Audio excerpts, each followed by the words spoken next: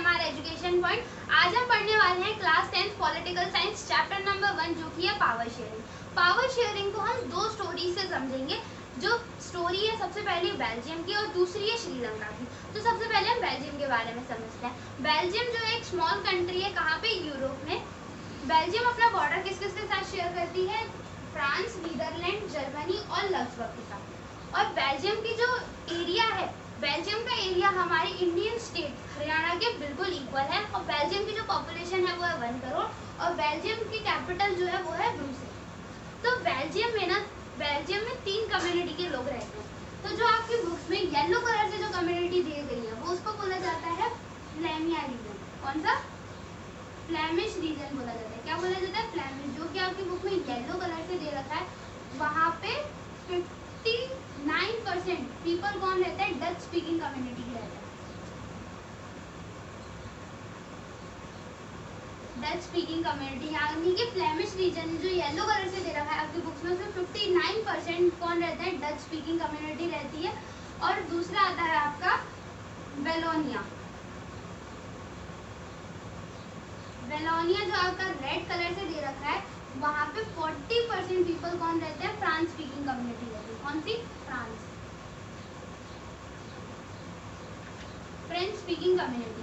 और बाकी की जो रिमेनिंग 1% है, वहाँ पे लोग हैं जर्मनी। तो वहाँ पे कौन सी कम्युनिटी रहती है? जर्मन स्पीकिंग कम्युनिटी रहती है। और इसकी कैपिटल ब्रुसेल। ब्रुसेल में बिल्कुल उल्टा है। 80% जो पॉपुलेशन है वो फ्रेंच स्पीकिंग कम्युनिटी है और बाकी बची 20 वो डच स्पीकिंग कम्युनिटी है। यानी कि अगर Belgium as a country whole को देखा जाए तो 59% डच स्पीक करते हैं, 40% लोग फ्रांस स्पीक करते हैं और 1% जर्मनी को स्पीक करते हैं। और उसकी कैपिटल ब्रुसेल में बिल्कुल उसका उल्टा है। 80% लोग फ्रांस स्पीकिंग कम्युनिटी से और 20% लोग डच कम्युनिटी से। तो यहाँ पे क्या हो रहा था कि बेल्जियम में अगर देखा जाए तो डच पीपल माइनॉरिटी में है और मेजॉरिटी में कौन है? France speaking community. और ब्रुसेल में बिल्कुल उल्टा है। 80% जो लोग हैं फ्रांस के वो माइनॉरिटी में है और मेजॉरिटी में है, और 20% जो डच स्पीकिंग कम्युनिटी की है वो माइनॉरिटी में। तो इस वजह से क्या हुआ था, ब्रुसेल में ना वो बेल्जियम में बहुत सारे कॉन्फ्लिक्ट्स आ गए थे। तो कॉन्फ्लिक्ट्स वो किन किन वजहों से हुए थे वो समझते हैं अब। तो ये जो अलग अलग डिस्ट्रीब्यूशन हो रखा था लोगों का, इस वजह से बेल्जियम में बहुत सारा टेंशन क्रिएट हो गया था। अब टेंशन क्रिएट होने की दो मेजर रीजन थे। तो सबसे पहला था कि जो फ्रांस कम्युनिटी है वो माइनॉरिटी स्पीकिंग कम्युनिटी है, बट वो रिलेटिवली बहुत ज़्यादा पावरफुल और अमीर है। किससे? डच स्पीकिंग कम्युनिटी से। और दूसरा ये था कि जो वहाँ के डच लोग थे, जो डच स्पीकिंग कम्युनिटी है, वो ये बोलती थी कि जो बेनिफिट्स होते हैं कल्चरल डेवलपमेंट, इकोनॉमिकल डेवलपमेंट या एजुकेशन के, वो सबसे ज़्यादा फ्रांस को मिले थे, क्योंकि वो वहाँ की रिच और रिलेटिवली पावरफुल कम्युनिटी थी। डच स्पीकिंग कम्युनिटी को इतने नहीं मिलते थे। तो 1950 से लेकर 1960 के बीच में वहाँ पे बहुत सारी लड़ाई हुई। कब? 1950 से लेकर 1960 के बीच में उधर बेल्जियम में बहुत सारी लड़ाइयाँ होती थी, लोगों के बीच में कॉन्फ्लिक्ट्स बढ़ते रहे थे। फिर वहाँ की गवर्नमेंट ने 1970 से लेकर 1981 में 1970 से लेकर 80 तक अपने कॉन्स्टिट्यूशन में 4 बार चेंज किया था। कितनी बार चेंज किया था? 4 बार चेंज किया था, जिसकी वजह से वहाँ के लोगों के जो कॉन्फ्लिक्ट्स थे वो कम हो गए। अब देखते हैं वो कॉन्फ्लिक्ट्स कैसे कम हुए थे। तो ये जो गवर्नमेंट ने कॉन्स्टिट्यूशन चेंज किया था 4 बार, उसके बाद कुछ अकोमोडेशन निकाले, जिसके बाद ये सारी टेंशन्स खत्म हो गई। तो ये कुछ 5 अकोमोडेशन निकाले थे, एंड करके मैंने लास्ट वाला इधर लिख दिया, आपका नेक्स्ट पॉइंट में लिखना।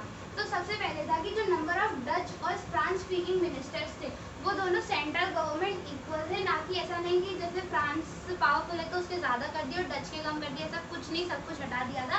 तो जो नंबर ऑफ डच स्पीकिंग और फ्रांस स्पीकिंग मिनिस्टर थे उन दोनों को सेंट्रल गवर्नमेंट में उन दोनों के नंबर्स को इक्वल कर दिया था। और कुछ स्पेशल लॉ जो रिक्वायर करे गए थे सपोर्ट में ईच लिंग्विस्टिक लैंग्वेज को, मतलब हर किसी को कल्चर, हर किसी की लैंग्वेज और हर किसी को एजुकेशन पॉलिसीज़ का प्रमोशन करने के लिए, तो उनका जो लैंग्वेज को सही कर रखने के लिए, तो वहाँ पे क्या करे थे, कुछ स्पेशल रूल्स और रेगुलेशंस को इम्प्लीमेंट कर दिया था, जिसके वजह से वहाँ के लिंग्विस्टिक ग्रुप को, तो वहाँ की जो एक कम्युनिटी सिर्फ पूरे एज अ कंट्री का वो एज अ पूरे कंट्री का डिसीजन नहीं ले पाती थी। क्या हुआ था, क्योंकि स्पेशल लॉ पास कर दिए थे तो वो सारा जो भी डिसीजन है वो एक लिंग्विस्टिक ग्रुप के ऊपर नहीं रहता था, सारे लिंग्विस्टिक ग्रुप लेते थे। और जो स्टेट थी, स्टेट गवर्नमेंट जो थी सबऑर्डिनेट नहीं थी सेंट्रल गवर्नमेंट की, मतलब स्टेट गवर्नमेंट अपना इंडिपेंडेंट वर्क कर सकती थी और सेंट्रल गवर्नमेंट अपना इंडिपेंडेंट वर्क कर सकती थी। हाँ, बस ये दोनों एक दूसरे से अपनी पावर्स को शेयर कर सकते थे। और जो ब्रुसेल में एक सेपरेट फॉर्म ऑफ गवर्नमेंट बनाई गई थी, क्योंकि वहाँ पे फ्रांस और डच स्पीकिंग कम्युनिटीज अलग थी, तो वहाँ पे उधर एक अलग ही गवर्नमेंट बना दी। और इन गवर्नमेंट के साथ साथ वहाँ पे है ना एक और गवर्नमेंट बना दी थी जिसको बोला जाता है कम्युनिटी गवर्नमेंट। तो वहाँ पे 3 गवर्नमेंट थी, एक तो सेंट्रल गवर्नमेंट थी, दूसरा आपका स्टेट गवर्नमेंट थी और तीसरा था कम्युनिटी गवर्नमेंट। तो वहाँ पे क्या था, कम्युनिटी गवर्नमेंट बना दी गई थी जो कि अपनी अपनी कम्युनिटी की लैंग्वेज, कल्चर, एजुकेशन को प्रमोट करती थी। और वहाँ की जो कैपिटल थी ब्रुसेल, वहाँ पे अलग तो गवर्नमेंट थी उसके साथ वहाँ को क्या था, ब्रुसेल को चूज कर दिया था एज ए यूरोपियन हेडक्वार्टर। मतलब ब्रुसेल में यूरोप का हेडक्वार्टर सेटअप करने के लिए ब्रुसेल को चूज किया गया था। तो ये 5 अकोमोडेशन थे। Number of Dutch and France speaking minister are equal in central government. France और डच स्पीकिंग के मिनिस्टर्स को इक्वल कर दिया था सेंट्रल गवर्नमेंट में। Some special laws required the support for each linguistic groups, thus no single community can make decisions unilateral. यानी कि कुछ लॉज पास कर दिए गए थे जो लिंग्विस्टिक ग्रुप्स को सपोर्ट करते थे। एक ही लैंग्वेज का ग्रुप सारे डिसीजन नहीं ले पाएगा, ठीक है। 10 स्टेट, और जो स्टेट गवर्नमेंट थी is not a subordinate of central government. State government subordinate नहीं थी, बट हाँ वो एक दूसरे से पावर शेयर करके काम करते थे। उसके बाद है Brussels as a separate government in which both the communities have equal representatives. Brussels में अलग से सेपरेट गवर्नमेंट बना दी जहाँ पे नंबर ऑफ डच और फ्रांस स्पीकिंग कम्युनिटी के मेंबर्स इक्वल थे। और वहाँ पे क्या था, apart from the central government and the state government there is a community government. वहाँ पे अलग से कम्युनिटी गवर्नमेंट बना दी गई थी जो कि हर एक लैंग्वेज के ट्रेडिशन, कल्चर्स, एजुकेशन सबको प्रमोट करती थी। उसके बाद आता है and the Brussels was chosen as a headquarter of European Union. Brussels को चूज कर दिया था एज अ यूरोपियन यूनियन का हेडक्वार्टर, ठीक है।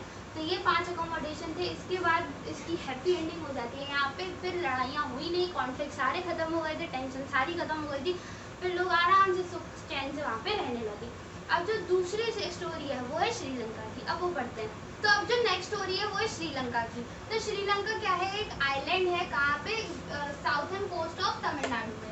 तो श्रीलंका क्या है, एक आइलैंड है जो कि कहाँ पे सिचुएटेड है, साउथर्न कोस्ट ऑफ तमिलनाडु में। और इसकी पॉपुलेशन 2 करोड़ है, यानी कि हमारी स्टेट हरियाणा के बिल्कुल इक्वल। हरियाणा की भी पॉपुलेशन 2 करोड़ है और यहाँ की भी पॉपुलेशन 2 करोड़ है। और इसकी कैपिटल है कोलंबो। श्रीलंका की कैपिटल क्या है, कोलंबो। अब यहाँ का एथनिक कंपोजिशन देखते हैं। एथनिक कंपोजिशन यानी कि यहाँ के लोग कैसे डिवाइड हो रखे हैं। तो यहाँ के लोग 3 कैटेगरीज में डिवाइड हो रखे हैं। सबसे पहले ये सिन्हाला। 74% लोग जो है वहाँ के सिन्हाला स्पीकर है, यानी कि सिन्हाला बोलते हैं, जो कि श्रीलंका की ऑफिशियल लैंग्वेज भी है। और 18% लोग हैं तमिल नेटिव्स, यानी कि जो शुरू से तमिल में ही रहते थे, वो तमिल में ही रहते थे, यानी कि श्रीलंका में ही रहते थे। और दूसरे इंडियन तमिल्स, यानी कि जो लोग इंडिया से श्रीलंका शिफ्ट हो गए थे, किसके लिए, जब टी की क्रॉपिंग हो रही थी और फिर वो वहाँ पे ही सेटल हो गए। तो वो कौन से होते हैं, इंडियन तमिल्स होते हैं। और 7% कौन है, क्रिश्चियंस है। 7% कम्युनिटी कौन सी थी, क्रिश्चियनिटी की थी। तो जो सिन्हाला थी ना, 74% वो सबसे ज़्यादा बुद्धिज्म को सपोर्ट करती थी। किसको सपोर्ट करते थे, बुद्धिज्म को। और सिन्हाला के लोग क्या करते थे, वहाँ पे मेजॉरिटी स्पीकर कम्युनिटी थी, तो वहाँ क्या करते थे, वो लोगों को स्प्रेड करवाती थी कि आप बुद्धिज्म कल्चर को फॉलो करो। तो वहाँ के जो 74% थे वो किसको, कौन से कल्चर फॉलो करते थे, बुद्धिज्म। और तमिल नेटिव्स और इंडियन में हिंदू और मुस्लिम बोथ थे, हिंदू और मुस्लिम दोनों थे। और क्रिश्चियनिटी तो क्रिश्चियन सारे 7% थे। तो ये था श्रीलंका का डिवाइडेशन। कैसे था, श्रीलंका एक आइलैंड नेशन है, कहाँ पे, साउथर्न कोस्ट ऑफ तमिलनाडु में। इसकी पॉपुलेशन 2 करोड़ है। किसके इक्वल है, हमारी स्टेट हरियाणा के इक्वल है ना। और द कैपिटल, और इसकी कैपिटल क्या है, कोलंबो है। और एथनिक कंपोजिशन 74% सिन्हाला स्पीकर है, 18% तमिल नेशंस के हैं और इंडियन तमिल से, और 7% कौन है, क्रिश्चियन। तो ये सिन्हाला कौन से थे, बुद्धिज्म को जो प्रमोट करते थे। और 18% ये हिंदू और मुस्लिम दोनों थे, और 7% क्रिश्चियन। तो अब यहाँ यहाँ पे क्या था, सिन्हाला जो सिन्हाला कम्युनिटी थी ना, वो मेजॉरिटी स्पीकिंग कम्युनिटी थी। तो सिन्हाला ने क्या करा था, अपने आप को मेजॉरिटी में लाके, तो वहाँ की जो गवर्नमेंट थी ना, तो डिसीजंस भी ना सिन्हाला के फेवर में ही लेती थी, यानी कि मेजॉरिटी कम्युनिटी के फेवर में लेती थी। तो अब देखते हो वहाँ के क्या क्या डिसीजंस लिए थे मेजॉरिटी स्पीकिंग कम्युनिटी के लिए। तो वहाँ की जो मेजॉरिटी पॉपुलेशन थी श्रीलंका की सिन्हाला, तो उनके फेवर में क्या क्या डिसीजंस लिए गए थे। तो 1950 में एक एक्ट पास कर दिया गया था जहाँ पे सिन्हाला को as a official language represent कर दिया गया था। कब? 1950 में एक एक्ट पास करा गया था जहाँ पे सिन्हाला को श्रीलंका की ऑफिशियल लैंग्वेज डिक्लेयर कर दिया गया था। और वहाँ पे जैसे गवर्नमेंट जॉब के लिए 2 एप्लीकेंट है, एक सिन्हाला का है और एक जैसे तमिल का है, इंडियन तमिल या क्रिश्चियनिटी कोई से भी। तो सिन्हाला को सबसे ज़्यादा अपॉर्चुनिटीज़ मिलेगी अगर गवर्नमेंट जॉब में, किसी भी गवर्नमेंट सेक्टर में सिन्हाला का एक एप्लीकेंट है और एक वहाँ का तमिलनाडु का है। तो वहाँ पे क्या होता था, तमिल है, इंडियन तमिल है, क्रिश्चियनिटी है, तो सिन्हाला को प्रायोरिटाइज करा जाता था। सिन्हाला को पहले जॉब मिलती थी, बाद में किसको मिलती थी, उनको तो खैर मिलती ही नहीं थी, पर सबसे ज़्यादा किसको प्रायोरिटाइज कर दिया था, सिन्हाला को। और एक न्यू कॉन्स्टिट्यूशन बना दिया गया था जहाँ पे वो प्रोटेक्ट करते थे और प्रमोट करते थे किसको, बुद्धिज्म कल्चर को। तो वहाँ पे क्या करते थे, सिन्हाला सबसे ज़्यादा बुद्धिज्म कल्चर में मानते थे और उसी को प्रमोट करते रहते थे कि यही कल्चर फॉलो हो। तो वहाँ पे क्या थे, 3 डिसीजन लिए थे। 1950 में एक एक्ट पास करा गया था जिसमें सिन्हाला को श्रीलंका की ऑफिशियल लैंग्वेज डिक्लेयर कर दिया गया था। और वहाँ की गवर्नमेंट ने क्या करा था, वहाँ की अगर गवर्नमेंट जॉब के लिए एक सिन्हाला है और एक दूसरे जो इंडियन तमिल या तमिल नेटिव्स या क्रिश्चियनिटी में, तो किसको सबसे ज़्यादा प्रायोरिटाइज किया गया था, सिन्हाला वाले को प्रायोरिटाइज किया गया था। तो उसको पहले जॉब मिलती थी, उनको नहीं मिलती थी। और वहाँ के लोग क्या करते थे, बुद्धिज्म कल्चर को सबसे ज़्यादा स्प्रेड करते थे।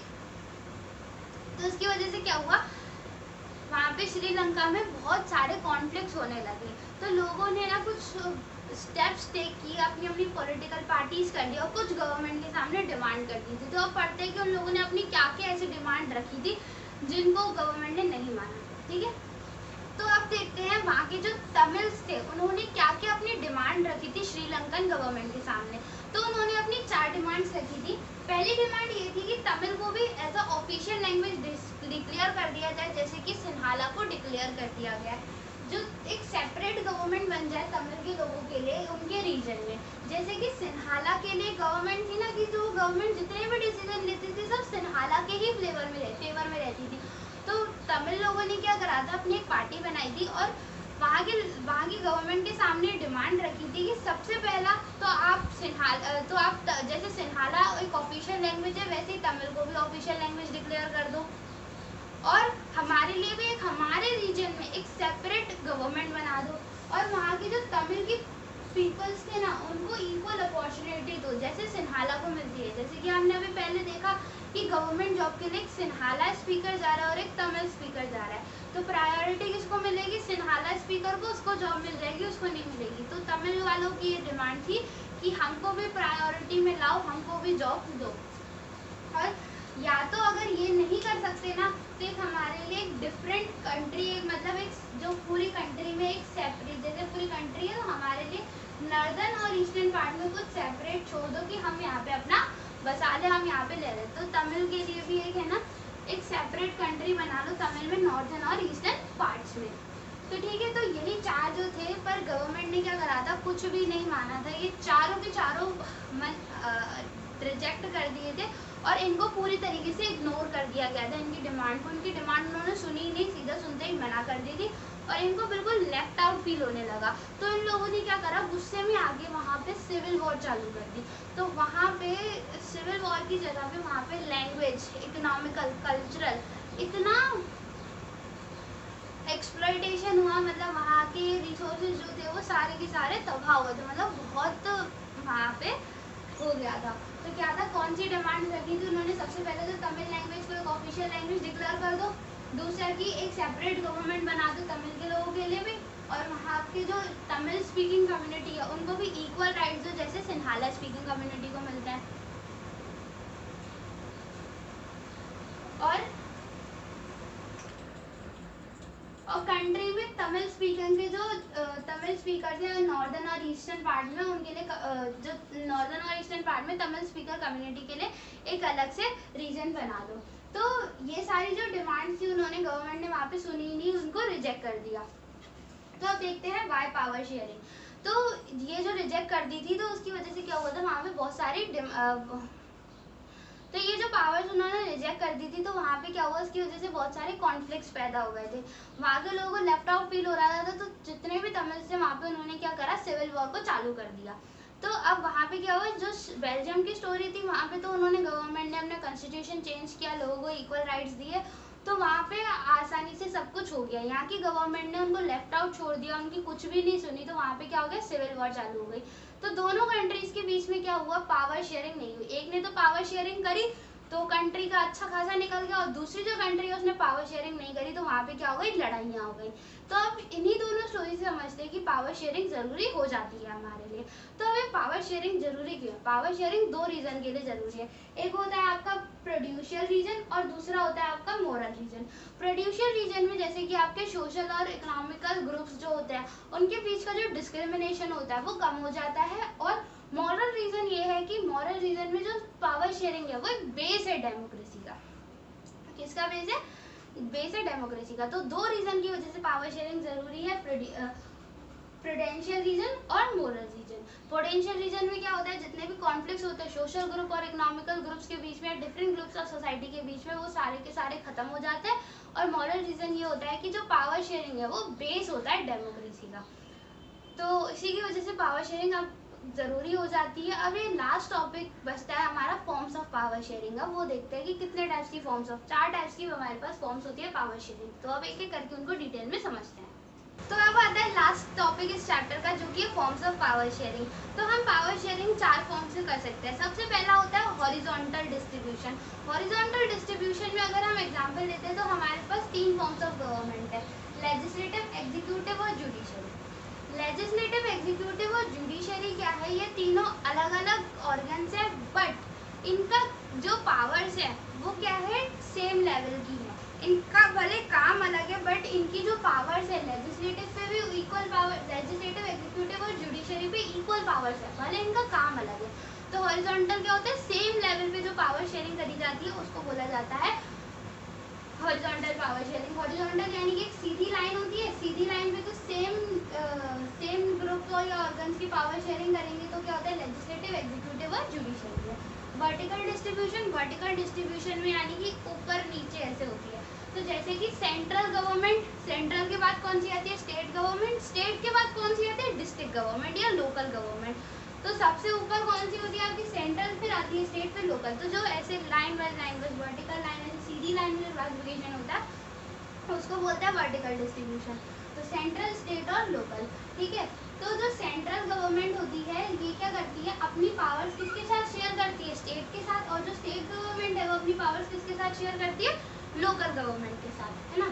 फिर आता है power sharing among different social groups. अब डिफरेंट सोशल ग्रुप्स में जैसे हमारे इंडिया में रिजर्वेशन हो रखा है SC, ST और OBC के लिए, तो यहाँ पे क्या है, इसी को बोलते हैं power sharing among different groups. यानी कि जो आपके वीकर सेक्शंस है उनको भी इक्वल पावर्स दी जाए और उनके लिए कुछ ऐसे रिजर्वेशन बना दी जैसे कि हमारी कंट्री ने बना रखे हैं SC, ST और OBC के लिए। फिर आता है power sharing among different pressurised group, जैसे कि ट्रेड यूनियन होता है, बिजनेस यूनियन होता है, स्टूडेंट यूनियन होता है। तो ये सब क्या करते हैं, ये कुछ अपनी जो पॉलिसीज इनको अपने फेवर में इम्प्लीमेंट करवानी होती है गवर्नमेंट से, तो उनको इम्पोज करते हैं गवर्नमेंट के सामने, और अगर इनकी जो डिमांड्स होती हैं वो वैलिड होती हैं तो इनके फेवर में वो पॉलिसीज इम्प्लीमेंट हो जाती है। जैसे कि ट्रेड रिलेटेड ट्रेड यूनियन में जाएंगे, बिजनेस रिलेटेड बिजनेस यूनियन में जाएगी, और स्टूडेंट से रिलेटेड स्टूडेंट यूनियन में। जैसे कि अभी एजुकेशन पॉलिसी चेंज हो रही है तो वो सारी किसमें आती है, power sharing among different pressurised group के अंदर आती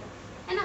तो ये जो था ये हमारी फॉर्म्स ऑफ पावर शेयरिंग थी, 4 टाइप के था। हॉरिजॉन्टल यानी कि सीधी लाइन में, इसका एग्जांपल है लेजिस्लेटिव, एग्जीक्यूटिव और जुडिशरी। वर्टिकल ऐसे होता है जो वो होता है सेंट्रल, स्टेट और लोकल में, ये इनकी क्या करते हैं, एक दूसरे से पावर शेयरिंग करते हैं। फिर आता है power sharing among different social group, यानी कि SC, ST, OBC जो माइनॉरिटीज वीकर सेक्शन है उनके लिए भी कुछ पावर शेयरिंग करी जाती है, उनको भी लेफ्ट आउट फील नहीं करा जाता, उनके लिए भी कुछ रिजर्वेशन बना दिया। Power sharing among different pressure group यानी trade union, business union, student union में जो उनको पॉलिसीज अपने फेवर में इम्प्लीमेंट करानी होती है वो सारी आती है। तो इसी के साथ जो हमारा फर्स्ट चैप्टर है पावर शेयरिंग वो खत्म हो गया। हमने इसमें 2 की कहानी सुनी, बेल्जियम की और श्रीलंका की। तो बेल्जियम में क्या था, पहले कॉन्फ्लिक्ट्स हो रहे थे पर वहाँ की गवर्नमेंट ने बहुत सारे चेंजेस करे अपने कॉन्स्टिट्यूशन में, जिसके बाद वहाँ के लोगों को एक इक्वल राइट्स मिले, कल्चरल, एजुकेशन सारे के सारे। तो वहाँ के क्या हुआ, जो कॉन्फ्लिक्ट्स हो गए वो खत्म हो गया। उसकी जो कैपिटल थी ब्रुसेल को यूरोपियन यूनियन का हेडक्वार्टर सेटअप करने के लिए चूज किया गया। और दूसरी तरफ हमने श्रीलंका की कहानी पढ़ी, वहाँ पे क्या था, सिन्हाला को प्रायोरिटी कर दिया था, बाकी सारी को लेफ्ट आउट फील करा दिया गया था, जिसकी वजह से तमिल्स ने क्या करा, सिविल वॉर चालू कर दी और वहाँ के जितने भी रिसोर्सेज थे वो सारे के सारे डिस्ट्रॉय हो गए। तो वहाँ जो बेल्जियम ने क्या करा, पावर शेयरिंग कर ली, सब लोगों को इक्वल राइट्स दे दिए। इस वजह से वहाँ के जो वहाँ क्या हुआ, शांति बनी रही। और श्रीलंका ने पावर शेयर नहीं करी, सिर्फ एक को ही मेजॉरिटी बना दिया, जिसकी वजह से वहाँ पे क्या हुआ, पावर शेयरिंग नहीं हो पाई। तो वहाँ की क्या हुई, हैप्पी एंडिंग नहीं हुई। तो इस दोनों से हम समझ सकते हैं कि पावर शेयरिंग इंपॉर्टेंट होती है। अब पावर शेयरिंग दो तरीके से होती है, प्रोड्यूशियल और मोरलिजन। प्रोड्यूशियल में हम क्या करते हैं, जितने भी सोशल ग्रुप्स के बीच के कॉन्फ्लिक्ट्स हैं उनको ख़त्म कर सकते हैं। और उसमें क्या करता है, मॉरल क्या है कि पावर शेयरिंग एक बेस है किसका, डेमोक्रेसी का। उसके बाद फॉर्म्स ऑफ पावर शेयरिंग आता है, 4 फॉर्म्स है पावर शेयरिंग के, horizontal, vertical, power sharing among different social groups और power sharing among different pressure groups. ठीक है, हॉरिजॉन्टल में लेजिस्लेटिव, एग्जीक्यूटिव, मतलब इन पे इक्वल पावर्स है, भले इनका काम अलग है। वर्टिकल में सेंट्रल पहले, फिर स्टेट, फिर लोकल। तो ये क्या करती है, आपस में तीनों एक दूसरे से पावर शेयर करती है। इसमें power sharing among different social group में रिजर्वेशन कर दिया SC, ST और OBC के लिए। और power sharing among different pressure group में trade union, business union, student union setup कर दिए गए। तो क्या करते हैं, अपने फेवर में इन्हें जो पॉलिसीज इंप्लीमेंट करवानी होती है उनकी डिमांड रखते हैं, किसके सामने, गवर्नमेंट के सामने। और अगर उनकी डिमांड सही होती है तो वो पॉलिसीज इम्प्लीमेंटेशन में आ जाती हैं। तो इसी के साथ ही हमारा चैप्टर खत्म होता है। अगर आपको कोई भी डाउट्स है तो आप नीचे कमेंट सेक्शन में पूछ सकते हैं। और अगर आपको ये वीडियो पसंद आई तो अपने ज़्यादा से ज़्यादा फ्रेंड्स के साथ शेयर कीजिए ताकि वो भी इस चैप्टर को समझ पाएँ। Thank you.